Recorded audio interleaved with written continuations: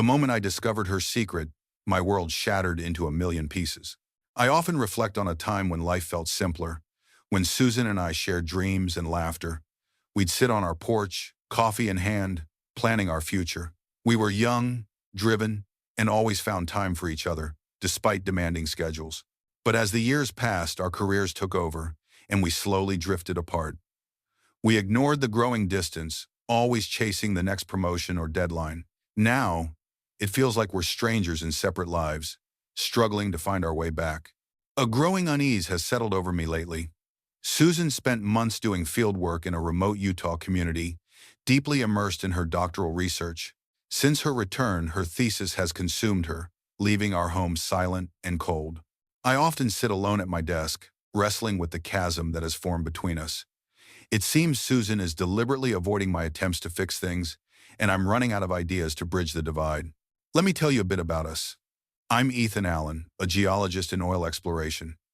I excel at my job, recruited straight out of graduate school. Susan, my wife, is an academic, passionate about her studies and teaching. We met in college in Colorado, married 5 years ago, both pursuing master's degrees, hers in sociology, mine in geology. Despite our different paths, we always supported one another. But recently, everything shifted. Susan's Utah research trip lasted 2 months, far longer than anticipated. She rarely contacted me, claiming no phone or email access, which struck me as improbable. Upon her return, she barricaded herself in her study, focused solely on her thesis, and our communication became minimal. I tried to connect, but she seemed to push me away. She's studying a fringe group from the Mormon Church in a secluded community. While I respect her work's importance, her approach is driving us further apart. I began to question my understanding of that isolated group. How did Susan, an outsider, gain their trust for so long? Perhaps they made an exception for her. Did they even know she was studying them? These questions plagued me, but Susan flatly refused to discuss any aspect of her research. I admire her dedication to completing her PhD, yet something about her return felt wrong. Her lack of communication bothered me, and when I brought it up, she became irritable, suggesting I couldn't grasp the complexity of her work. She wouldn't talk about her 2-month stay at all. Before leaving, she had shared her research plan. Now, after finishing her fieldwork, she wouldn't mention it. I felt excluded from this significant part of our life. Simple, harmless questions seemed to upset her greatly. For the first time in our marriage, I suspected Susan was concealing something important. The tension between us escalated, and her secrecy deepened. She promised to explain everything once her thesis was done, but that offered no comfort. Why not tell me now? The first thing I noticed upon her return was her dramatic change in appearance. Before, she dressed like any 26-year-old woman, stylish, but not overly revealing. Now she wore extremely conservative clothing, long dresses covering her neck and ankles, and she'd stopped wearing makeup and perfume. Her once beautiful hair was now always pulled back in a bun. When I remarked on her new look, she dismissed it, saying she preferred the conservative style and it helped her maintain focus for her research. At night, it was the same. She wore plain, long nightgowns and rejected any intimacy, claiming it would disrupt her emotions and research. Despite my efforts, she remained distant, prioritizing her thesis over our relationship. Our house no longer felt like home. Susan had also contracted a stomach infection during her research trip. She was frequently nauseated but refused to see a doctor, insisting she felt better. Her sudden, intense focus on finishing her thesis surprised me, especially since she had 2 years left. When I asked about her rush, she said she wanted to return to high school teaching in the fall and needed her degree by then. While that explanation made some sense, it didn't fully convince me. We always discussed major decisions together, but now she was making them independently, further straining our marriage. When I asked where she was applying for teaching positions, she said she hadn't decided and was too busy to look. I offered to help, but she firmly told me not to interfere and that she would handle it herself. Susan's drive to complete her thesis and earn her degree seemed to overshadow everything, including our relationship. I felt shut out of her choices, and it worried me that she didn't grasp how deeply connected we were. Her decisions impacted me, yet I had no say. Time passed, and our conversations remained superficial. While her health improved, our marriage continued its decline. I kept busy with my work as a research geologist, But Susan refused to discuss any plans, making it impossible to coordinate my upcoming trips with hers. Our life together was unraveling. Despite the growing distance, I tiptoed around her, feeling like an outsider in her world. My anxiety grew, even causing physical symptoms. I craved structure and disliked surprises, but Susan was turning my life into a chaotic mess of unknowns. I began to fear she was abandoning me for her academic pursuits, leaving me feeling utterly miserable. In the evenings, I'd try to engage her in conversation, asking about her progress. But when I probed into her living arrangements during her research, she became defensive and angry. She refused to answer any questions until her thesis was done, which only fueled my suspicions and frustration. Our once loving marriage was deteriorating. We hadn't been intimate since before we both left for our trips. She claimed any physical contact would taint her research, which made me question the true nature of her work. If sex with her husband could interfere with her research, what exactly had she been doing? I began to wonder if she had broken her promises of loyalty. Her refusal to discuss anything only made matters worse. She moved my workspace into the dining room and locked me out of the den. When I directly asked if she had been unfaithful, she reacted with hostility, insisting she wouldn't discuss her research until her dissertation was complete. It was clear our marriage was in serious trouble. My stomach churned with anxiety, and I dreaded coming home. I felt Susan was no longer truly mine, but rather consumed by her degree. Our once happy marriage was slipping away, and I couldn't help but wonder if other couples faced similar struggles when one partner was focused on a thesis. Her self-imposed deadlines only made everything more difficult. After a particularly tense argument, I reached my breaking point. "Susan," I said angrily, "you've destroyed our trust and communication. I believe our marriage is nearly over, and it's your fault." I continued to criticize her, then stormed out, driving aimlessly to calm down. As I drove, I tried to sort through my thoughts. Susan claimed she still loved me and hoped I loved her too. I reassured her that I did, but I hated how she was treating me. She refused to talk about important things like our marriage and her faithfulness. My anxiety grew as I wondered if she had been unfaithful or crossed ethical boundaries for her research. I couldn't keep living in this turmoil and knew something had to change soon, whether by her or by me. I considered leaving her and starting over, but couldn't imagine life without her. Deciding to investigate on my own, I thought about contacting someone at her university who might help. Reflecting on her behavior, her drastic changes in appearance, and her refusal of intimacy for months were alarming. The woman I loved had transformed into someone unrecognizable. She showed little interest in my life or feelings, and our physical and emotional connection had vanished. I started avoiding her, which only deepened the distance between us. Her use of a locked door and password-protected computer added to my suspicions. When I confronted her, she dismissed my concerns, saying I didn't need to worry about her work. But I couldn't shake the feeling that she was hiding something. Despite her reassurances, my distrust continued to grow. She refused to share any details about her research, claiming it would disrupt her progress. This secrecy was new and unsettling in our marriage. I told her I felt shut out, but she brushed it off as insignificant. As I tried to cope with the situation, I considered my boss's suggestion to speak with her major professor. I made an appointment and decided to investigate our finances and her computer in the meantime. Finding nothing unusual in our bank accounts, I arranged for a tech expert to help me access her computer while she was out. I felt uneasy about snooping, but needed answers that Susan wouldn't give me. The opportunity came when Susan told me she had to meet with her thesis committee the following Tuesday, giving me the time I needed to dig deeper. With the help of my tech friend, I planned to uncover whatever secret Susan was hiding. That Tuesday morning, nothing changed. There was no closeness, no real affection, just the same distant behavior. Susan continued wearing oversized, conservative clothing that hid her figure. I decided to be patient a bit longer while gathering more information, but I knew I would soon confront her or consider divorce. Fortunately, we had no children. I met Professor Young in his office. He was polite and confirmed he was Susan's thesis advisor. He also verified she had a research expense account but didn't know if she had submitted any expenses. His secretary later provided me with a detailed account. When I asked about an unexpected twist in her research, he acknowledged it but said Susan should explain it to me. He mentioned her research required revisions, but her committee supported her work. He advised me, as a husband, to have a deep discussion with Susan about everything that happened during her research, emphasizing the importance of forgiveness in marriage. His words only increased my anxiety and suspicions. I also asked about her communication setup, and he confirmed she had been using audio equipment to stay in touch with her committee. When I inquired about her living arrangements during the research, he told me she would cover that in her presentation but couldn't discuss it without her consent. He found it odd that she had asked him not to talk to me about it, further heightening my concerns. As I left, the secretary handed me a file with Susan's financial records, which I kept for later review. Driving home, my suspicions intensified. Professor Young hadn't eased my worries. Instead, my paranoia deepened.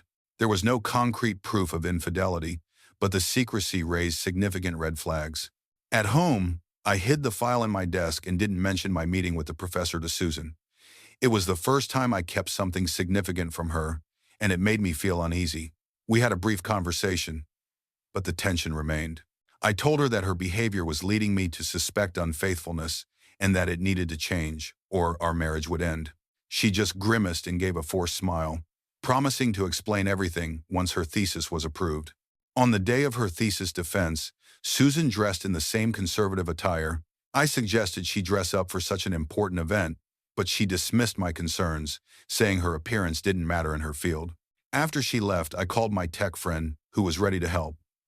He arrived with his equipment and quickly accessed Susan's computer, copying all her emails, files, and even deleted data. He erased any trace of our investigation and advised me to store the backup disks in a secure location. I rented a safety deposit box and placed the disks there, knowing that whatever was on them could potentially destroy our marriage. When my wife returned that evening, she seemed happy. She had eaten in the city and called to tell me to grab a burger for dinner. I asked about her thesis critique, and she smiled, saying it went better than expected. Her thesis was accepted for publication, and her final tasks were completed. She was thrilled and said, "I'm almost done. There won't be any more problems." She was almost dancing with excitement. "See? I told you my dress didn't matter. My research spoke for itself." I congratulated her repeatedly, but when I tried to hug and kiss her, she turned away. "I can't kiss you like we used to," she murmured. Confused and frustrated, I asked, "Your degree is secure, and your research is complete. Why can't we focus on our marriage now?" She pulled away, saying, "We can't go back." I pressed her for answers, asking if our marriage was over, but she only asked for one more week to handle grant finances and graduation fees. Frustrated, I accused her of delaying and stringing me along. Another argument ensued, and I reluctantly agreed to wait. I warned her that if she delayed again, I'd start looking for a divorce lawyer. I went out for a long walk, angry and on edge. That night was rough. I couldn't sleep, and Susan seemed restless too. Early the next morning, I noticed a change in her body. Her stomach, usually flat, had a small, smooth bump. Horrified, I realized she was pregnant. Given the timing, the child couldn't be mine. She must have been pregnant before she returned home, and her secrecy now made complete sense. Overcome with rage, I violently shook her awake. She screamed, trying to escape, but I held her down. "You're pregnant with another man's baby," I yelled. "No more delays. You're going to tell me everything now." I stormed out, slammed the door, and tried to calm down by making coffee, but my anger only grew. I smashed a glass in frustration, knowing this was the worst day of my life. When I called Susan to the table, she entered, visibly scared and dressed in her usual conservative clothing. I demanded she put on something decent, but she confessed her old clothes no longer fit due to her pregnancy. She admitted she knew she was pregnant from the day she returned, but had kept it from me, unable to face it. Susan explained that she believed the pregnancy was a result of assaults during her research trip. She was coerced into sex by Henry, the head of the family she stayed with, and felt trapped. She couldn't escape or seek help because his family controlled the local authorities. She described how the situation spiraled into more forced and eventually voluntary encounters, leaving her with no choice but to submit. She began to sob, and my anger eased. If she had been attacked, it changed everything. I had always dismissed such stories, thinking they didn't happen in America, but now I had first-hand evidence. While I silently planned to seek revenge, I needed her to tell me everything first. "I'm sorry you were attacked," I said more gently, "but that doesn't explain why you refused closeness with me or why you continued seeing him voluntarily. It doesn't explain your new habits or secrecy either. There has to be more. Keep talking, I urged. Our marriage is still in trouble, but you're redeeming yourself a little. She cried more, and I couldn't tell if it was from guilt or because she was caught. I'm trying, Evan. This is so hard. I had planned to explain everything in stages, but you forced me to start now. Please let me tell you everything in the order I intended. I hesitated but agreed. Okay, but it all has to come out today. No dragging this out. Yes, everything today, I promise, she replied. Susan, before we continue, I need to tell you I've been investigating. I talked to your professor and copied everything on your computer. You have one chance to be completely honest with me. I retrieved a tape recorder, set it up, and turned it on. I also took her cell phone and turned it off, ensuring there would be no interruptions. Then she began her story. Susan, I interrupted, are you telling me you grew up in one of those polygamous families? Yes, Evan. My mother was the fourth wife in a family like the one I researched. When I was 11, she escaped with me. We fled one night, leaving everything behind, and eventually found refuge in Colorado. That's where we built a new life, and I never talked about it until now.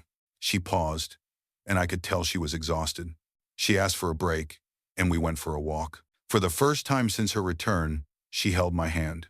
Afterward, we sat back down with some water and fruit. My childhood experiences shaped my academic interests, she continued. I wanted to understand that world from an adult perspective. The next part will be harder for you to hear, but I'll be as honest as I can.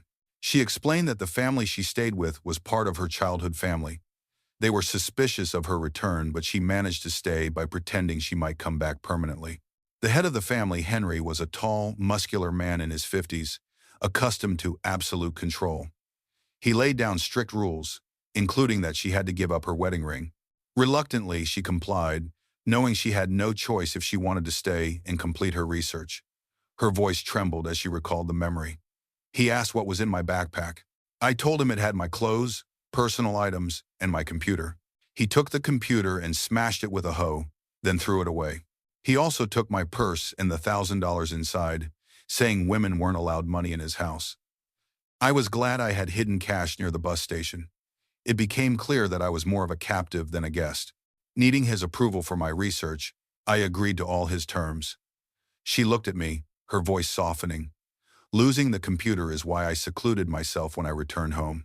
I had to reconstruct everything from memory, including my emotional reactions, which were crucial to my research. That caused me a lot of anxiety, both there and here, but that was just a small part of my overall stress. I agreed to follow all the community's rules without causing any disruption, which aligned with my research goals. You might wonder why Henry let me stay as an outsider. The only reason was that Henry was related to me by family, not blood. He's 20 years older than me and became the head of our family after my father passed away. When I arrived, I was given a bed in the attic with his other wives. Henry slept downstairs, and the children slept with us. I was to work like the other women, dress like them, and obey all the rules. She paused, then continued. The first wife inspected my suitcase and found my birth control pills. She threw them out, saying they were unnatural and against God's will. My underclothes were also taken and burned. I had to wear plain white cotton garments. I couldn't protest. I had to follow their rules or leave. She looked at me with resignation. That night, I didn't think much of losing the pills since we weren't together. I planned to start them again once I got home. I settled into a routine and gradually gained the wives' trust, allowing me to gather a lot of information.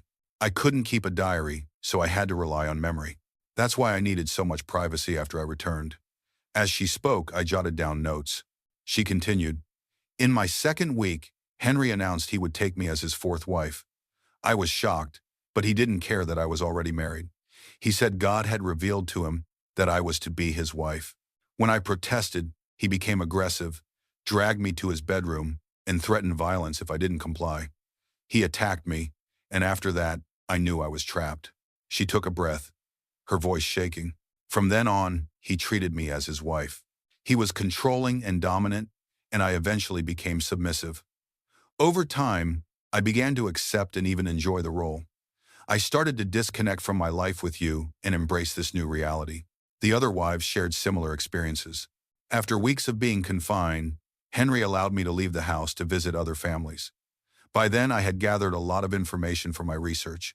I also became the community's teacher, developing lesson plans that conformed to their strict beliefs. My role there became crucial for my research, and I was fully accepted as part of their world. Her voice grew quieter as she added, "One night, after a party for Henry's daughter, I saw my chance to escape.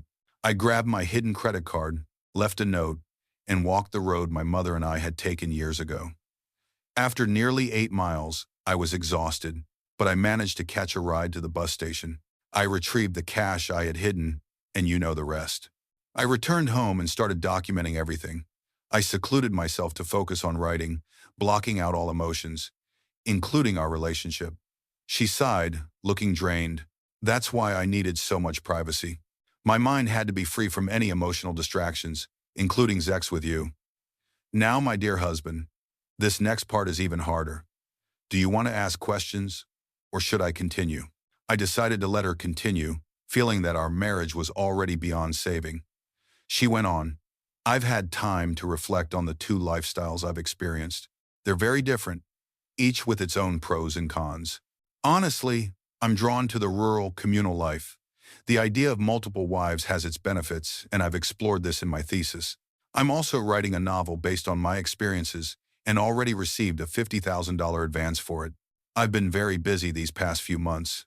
She continued, "Ethan, the wives got along well, even competing to satisfy their husband. What once drove my mother and me to flee now seems less serious after reflection.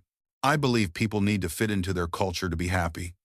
I've come to accept their way of life, even if it contradicts the values of the society you and I used to live in." I interrupted. "So, assault doesn't bother you anymore? That's not just wrong, it's evil." She ignored my comment and carried on. "Let me explain why I haven't had marital relations with you. I was worried that if we had sex, it would cloud my memories of the encounters with Henry that I needed for my research. Then the pregnancy made me lose interest in sex. Over time, I realized I was torn between two very different cultures and two very different men. I couldn't continue like this. In the outside world, I'm married to you, and we shared tender, gentle love. But with Henry, I was submissive, and that experience became more fulfilling for me.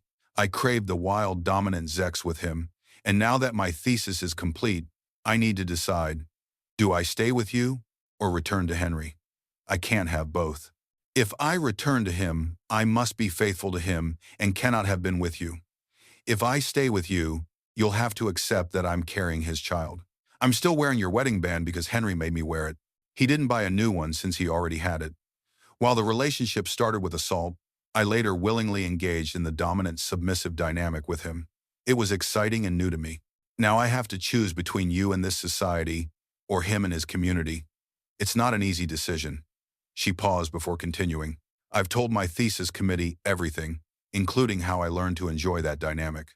They know I'm pregnant, but it doesn't affect them academically. Now I'm ready to answer your questions. I just hope you'll be civil, as I have been." I sat quietly, processing her words. My mind cleared quickly. I realized I didn't need the information from her computer or the grant records. The tape recorder would suffice. I took a deep breath and spoke, trying to control my anger. "You've left me out of your decision-making completely. You've forgotten your wedding vows to have and to hold, forsaking all others until the end of life. Yet you took another lover, had a child with him, and destroyed our marriage. You've pushed me out of your life, and now your option to remain my wife no longer exists. I've decided that our marriage is over." I continued. "Your options are now limited. You can try to go back to Henry, who might take you back, or you can raise this child alone, like your mother did. Whatever you choose, you'll do it without my help. I won't support you or the child financially or emotionally. You've tortured me for months, and now our relationship is dead. You eliminated it. Tomorrow I'll see a divorce lawyer. You chose research and infidelity over our marriage, and now you must live with the consequences. You used me while giving your heart and body to another man. Don't expect me to pay a dowry for someone else to take you off my hands." I let out a harsh, angry laugh. "How do you expect me to do that?" I asked. She snapped back. "I have my own grant money and the advance on my novel. I don't need anything from your precious bank account." I can take care of myself. Susan, you've used me, not loved me, I replied. My hard work funded your research while your grant only covered tuition. I paid for everything else without questioning you. You've been unfaithful, not just physically, but financially. Did you marry me just to make your life easier and get your degree? You've broken my heart, and it seems you don't even care. You lied when you said you loved me. I've lost any desire to be around you. She winced and shook her head. Ethan, I did love you all these years. I hoped you would accept me. I'm torn inside too. I wanted you to show your love by being faithful without all the complaining, she said. But you let your emotions ruin our marriage, I retorted. You broke my heart, and you can't fix it. You don't understand love or fidelity. Did you want me to accept your infidelity as a sign of love?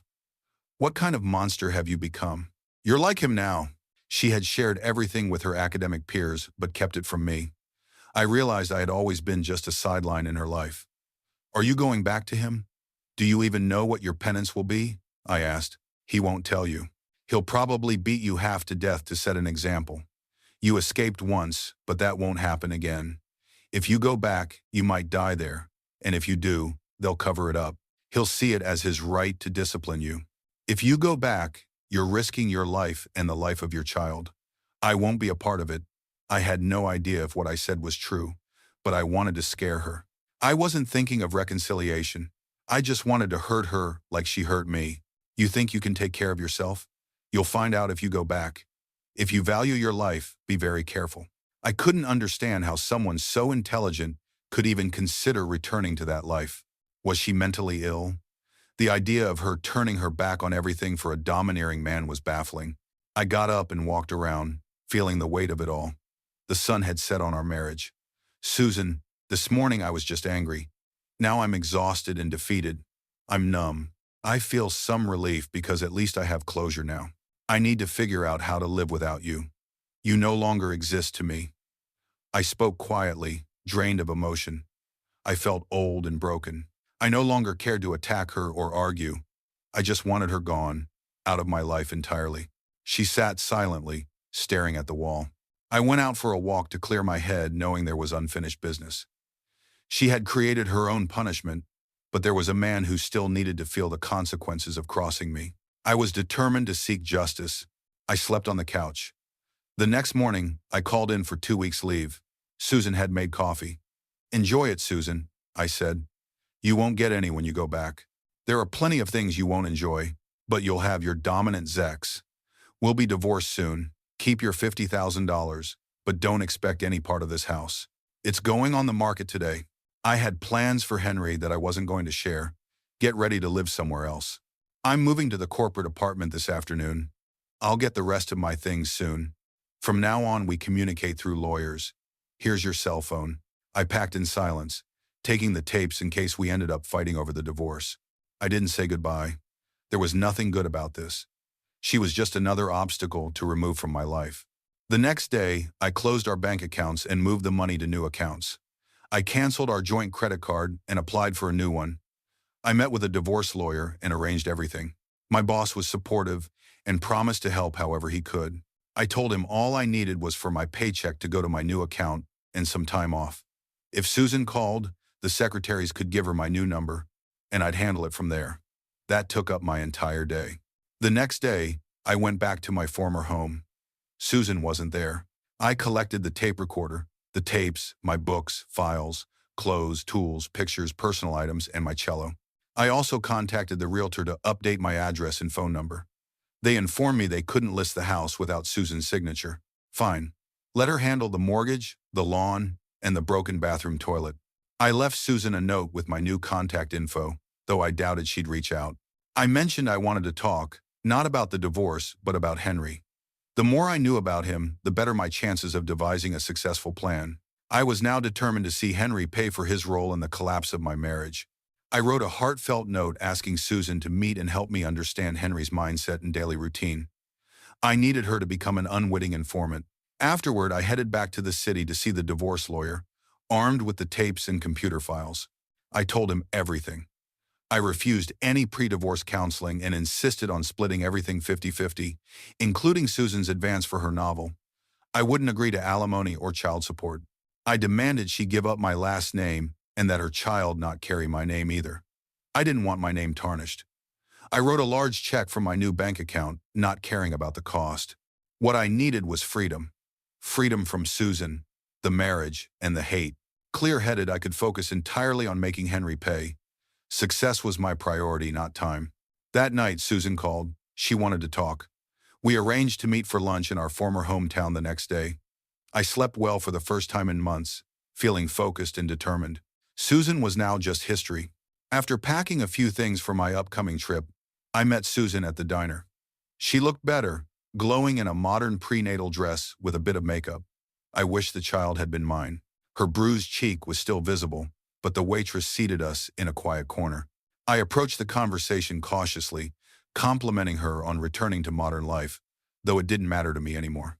"Ethan," she began, "I want to apologize for how I said things the other day."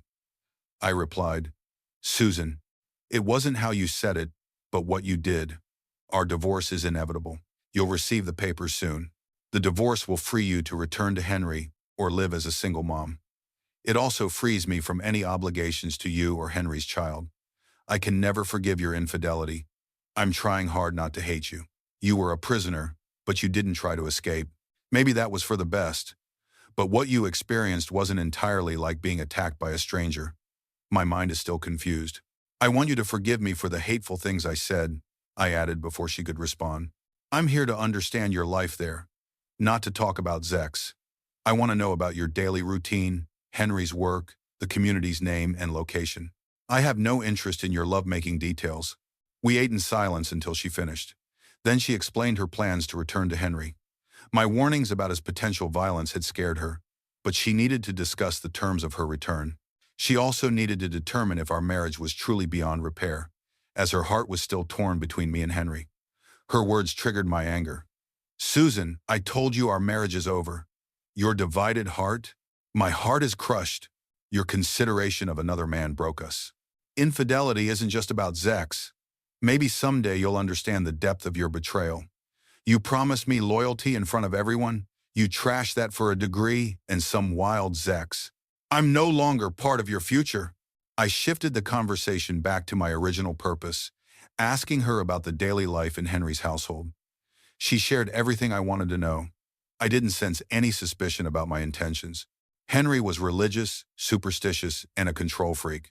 He took pride in dominating his family and was highly respected by the other men in town. He had frequent Zex with his wives, sometimes 2 or 3 in one night. Susan said she loved trying to keep up with him, likely to provoke and humiliate me. It worked, but I didn't comment. I left the diner determined to make Henry pay for his arrogance. Afterward, I visited Susan's mother, who was home from her teaching job. We sat at her kitchen table, where I shared the news of Susan's pregnancy. She congratulated us, but her happiness turned to shock as I explained Susan's actions over the past 6 months. Susan's mother was devastated, unaware of the extent of Susan's involvement with her hometown. She viewed their previous escape as a traumatic event, akin to Jews fleeing Auschwitz. Seeing her only child drawn back to that life shattered her. We cried together, united in our shared loss.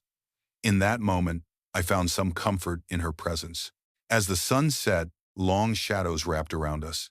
We stood in a tight embrace, tears flowing hers, dampening my shirt, mine wetting her hair. After what felt like an hour, we finally parted, emotionally drained. She invited me to stay overnight, and I gratefully accepted. The next morning, after breakfast and real coffee, I resumed my drive to my parents' home. I promised to stay in touch with Susan's mom. She was a beautiful person, both inside and out. I couldn't help but notice how much Susan had once resembled her mother before Henry. My hatred for him grew stronger. On the road, I called my parents but got no answer. I tried Dad's cell, and he picked up. He and Mom were visiting my brother, so I decided to extend my trip and join them. I hoped the reunion would help stabilize my new life without Susan. I stayed at a motel before reaching my brother's apartment. He had recently returned from Afghanistan, where he served as an infantry company commander. After the usual greetings and hugs, I asked for some family time in the living room. As the day grew late, I suggested ordering pizza, salads, and soft drinks. Once everyone was gathered, I shared the sad news of my impending divorce from Susan. Mom cried and Dad asked if reconciliation was possible. I started from the beginning, explaining Susan's research project, my work trip, and the changes that followed. We were briefly interrupted when the pizza arrived, but I continued, detailing her pregnancy and the complex situation we found ourselves in. As I spoke, the pain inside me resurfaced, mixing with anger. Mom cried harder, clinging to Dad. Dad, though emotional, held back his tears, but I noticed his trembling hands. My brother remained silent, his military training and battlefield experience evident in his stiff posture. He finally stood up and walked around, deep in thought. When I finished, my brother quietly said, "Ethan, you and I need some time alone. Let's take a walk." He pulled me off the couch, and we excused ourselves. We drove to my motel, called the family to let them know we'd be back in an hour or so, and then he began to speak. "Ethan, you're in a war, and you might not be prepared. Let me tell you how to fight this battle," he said, taking control of the conversation. "There are rules to follow if you want to win. You may lose Susan, but you don't have to lose the war. Henry is your enemy, and you need to destroy him without suffering heavy losses. I don't need to know your plan now, but after you win, you can tell me. First, know your enemy, his strengths and weaknesses. Then match your strengths to his weaknesses. Don't let him use his strengths against you or exploit your weaknesses." He continued, "Pick the time and place to strike. Surprise is crucial. If possible, make it a surgical strike. Limit collateral damage. You don't want to hurt innocent people. Plan carefully, keep it secret, and don't let emotions drive your actions. Your plan should be quick and efficient, not drawn out. Remember, success requires more resources than you think you'll need. Good luck and be careful. Keep this conversation between us. Don't tell Mom or Dad anything. You're already in the battle, so follow these guidelines." With that, we headed back to his place. The next morning, we had breakfast together, and then Mom and Dad left for home. I followed them, needing to retrieve something I'd hidden in their attic, something even they didn't know about. I stayed for a few days, sleeping in my old bedroom. Mom gradually recovered, and Dad and I had long talks about my future, though nothing was said about my plans for justice. We just enjoyed being together as a family. Eventually, it was time for me to move on. While Mom and Dad were out shopping, I went to the attic, found what I needed, and loaded it into my SUV. The next day, I hit the road again, heading back to my apartment. My boss had been asking me to go on another expedition, and without Susan, it was easier to accept. I told my parents about the upcoming 2-month trip to the equatorial Atlantic off Africa, but it wouldn't start until I'd used up all my leave time. I had up to 3 months before I had to go. Back in Utah, I put the weapon, still in its boxes, into short-term storage. I knew satellites could track us, so I also picked up some furniture from my former residence to store along with the weapon. I accessed satellite maps of the area around Henry's town, studying them intently. I wanted him dead, but more than that, I wanted him to suffer. A quick end wouldn't be enough. I wanted to humiliate and degrade him publicly. As I planned, I realized eliminating him outright wasn't enough. He needed to know it was Susan's husband who took him down, but I couldn't leave any evidence. I smiled, imagining him on the receiving end of justice. Susan wasn't getting off scotangent-free either. I contacted a tough lawyer, recommended by my boss, to threaten the university with a lawsuit. I wanted to make them regret approving Susan's research. I didn't care about the legalities. I just wanted to get their attention. The lawyer sent a letter to the university president and the board of trustees, threatening a $20 million lawsuit. Their response came quickly. Susan's degree hadn't been granted yet, and the board hadn't given final approval. My lawyer demanded that they reject her research entirely and revoke her thesis with no chance of appeal. In less than 2 weeks, the board passed a resolution instructing the president to correct the department's findings, reprimand those involved, and deny Susan's degree.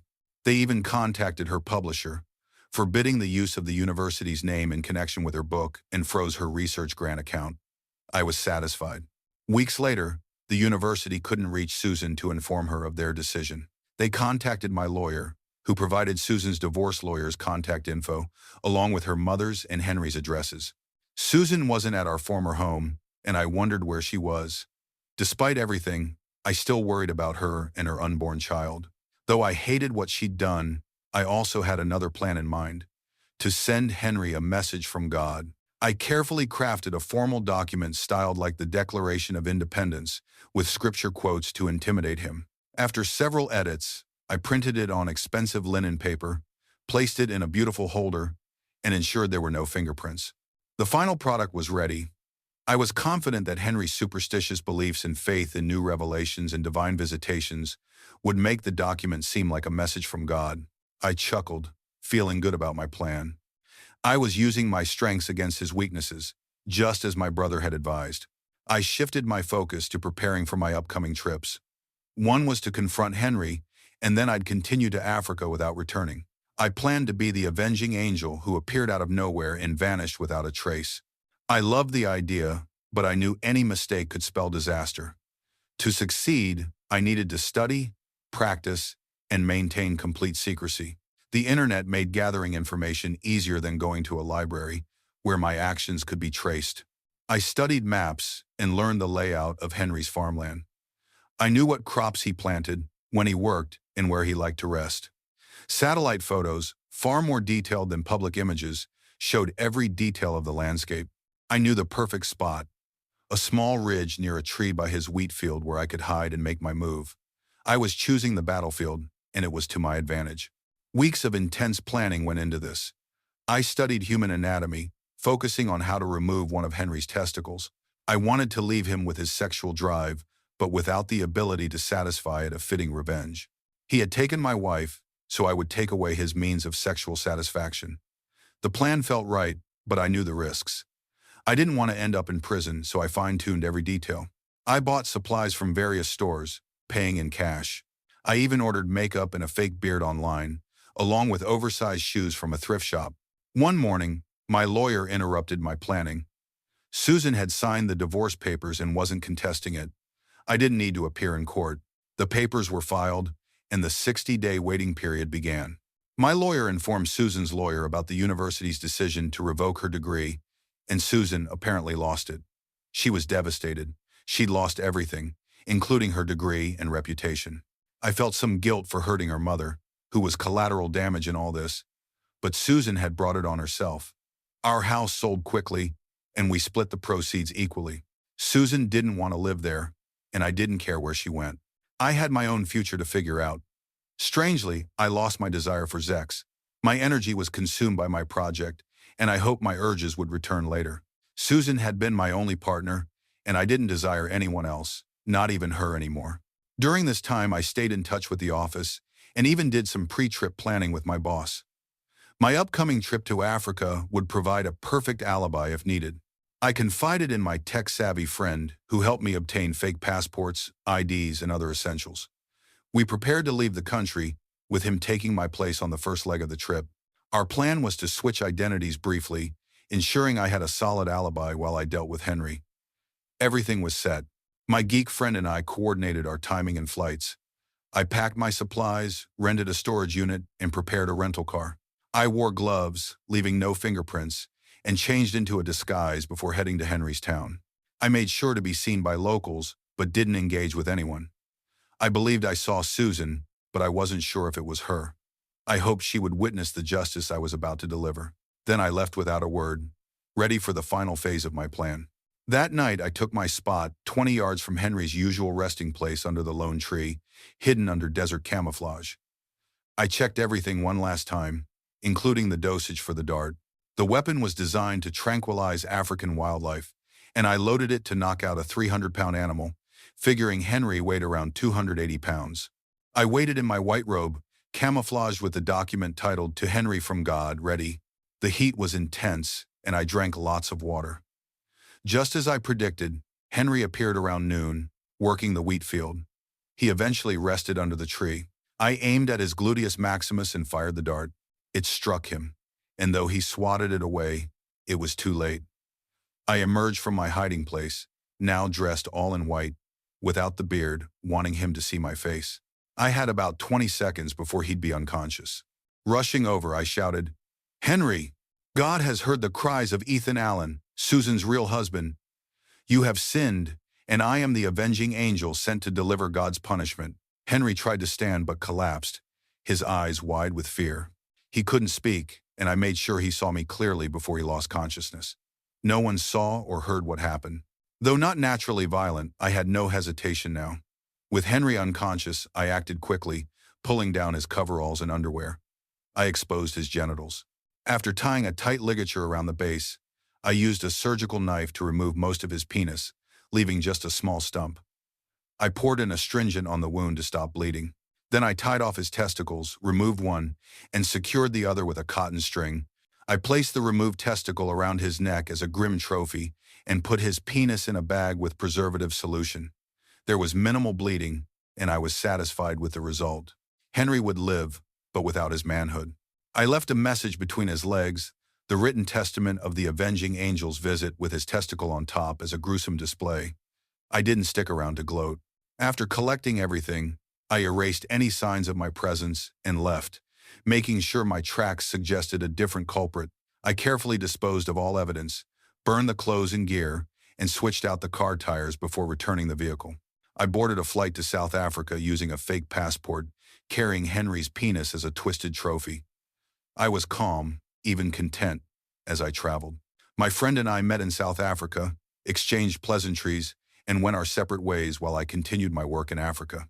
Susan returned home, depressed and scared of Henry, who had become more violent after losing his manhood. She eventually left him, moved near her mother, and raised her child as a single mother.